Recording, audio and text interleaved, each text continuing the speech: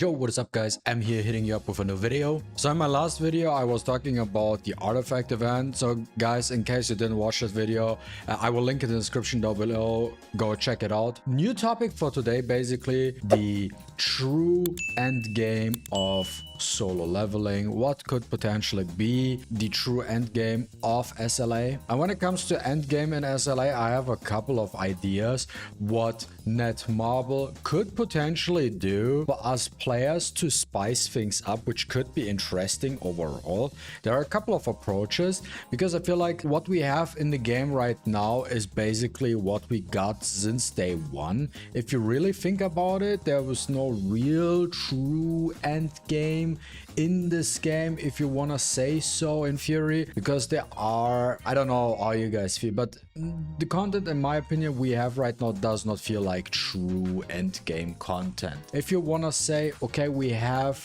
semi-competitive gameplay, then you could argue yes, that might be true.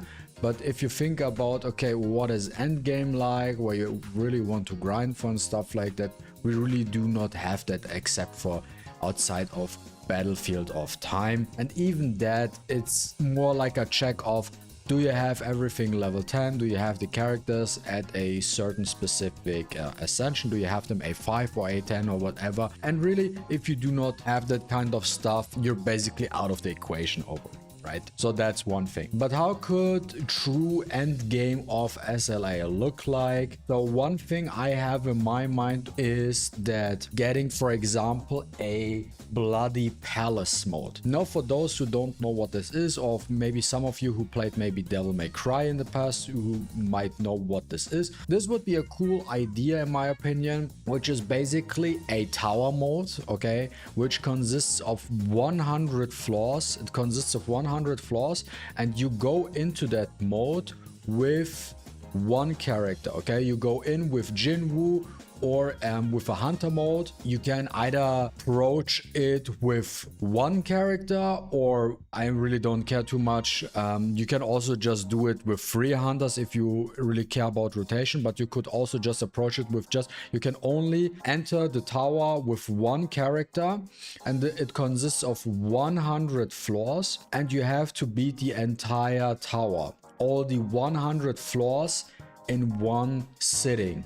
And if you fuck up and you die, you have to restart from floor 1. There's no save spot, there's no saving whatsoever. You gotta clear the entire thing, all the 100 floors in one sitting, and if you fail and you die, you gotta repeat the entire thing. Yeah, I know that there's a heavy penalty to it, I know, but you know what, it is quite interesting because it challenges you in a different way, doesn't it? The approach isn't really necessarily making sure that you beat it within a allotted time period, but it's making sure that you beat it without making too many mistakes, because you need to make sure that you clear it, right? So you might want to pick different type of blessing stones or different type of skills. You go a little bit more for, let's say, survivability and dodgeability and stuff like that, instead of a full-on attack mode, because you have to manage your HP as well. And the cool thing about it, you can do it like in 2 ways. For example, they can add a clock, but I feel like the clock shouldn't be, it should be more like a Battlefield of Time clock in my opinion, where it's like better time you have, or there is, and that's the cool thing about the entire idea in my opinion, is you have a clock in that mode as well, but you get bonus points for, let's say, getting certain combos out, using certain mechanics in this fight, or even beating the stages with no hits. Getting no hit on stage will give you time bonuses, which basically, let's say you need 15 seconds, 20 seconds for a stage as an example, or one of the stages, for example, and then because you got a no hit run, you now get a bonus like of 5 to 10 seconds. So whatever your clock was at 20 seconds, and because you got a no hit run, it's now down to a 10 seconds time, total time. Okay, so you basically get your time reduced because you manage to get no hit stages or no damage runs going. This is a cool approach, and what you basically get from beating all these floors and doing all these stages is you get very good rewards for doing all that stuff. Okay, so you get really good rewards, so there is an incentive for the player base to actually do that type of content, because you get actually rewarded with like whatever resource we're currently looking for, right? Mana power extractions, these hunter scrolls, stuff like that, Sungjin Wu scrolls, the stuff we need to upgrade our skills, you know, stuff like that, or like currently whatever we might need, which is more for rare or resource, I would say. And then there could be two approaches when it comes to the reward. So you basically get a total reward for completing all 100 stages, then you get an additional reward on depending on your time placement to top it off, and then it really depends on how you wanna approach that thing. You can either make it like a seasonal thing, like a monthly reset or something like that, okay, where people, you go in, you do a monthly reset, you know, every patch is 4 weeks, and then after every patch that thing resets, and then you can do it again, right? Or you make it like a farmable content where you get your rewards and stuff like that, okay, and you can just re-enter and make it just a farmable content for the player base. That would also be very cool. Just give the player base something to farm for, something to do especially, and there could also be many more contents what you can implement to solo leveling Arise. For example, what they could also do is maybe make a survival mode. You know, there's no clock in that mode, okay? There's a survival mode, no clock whatsoever, and you can go up as high as possible. You can go up as high as possible, right?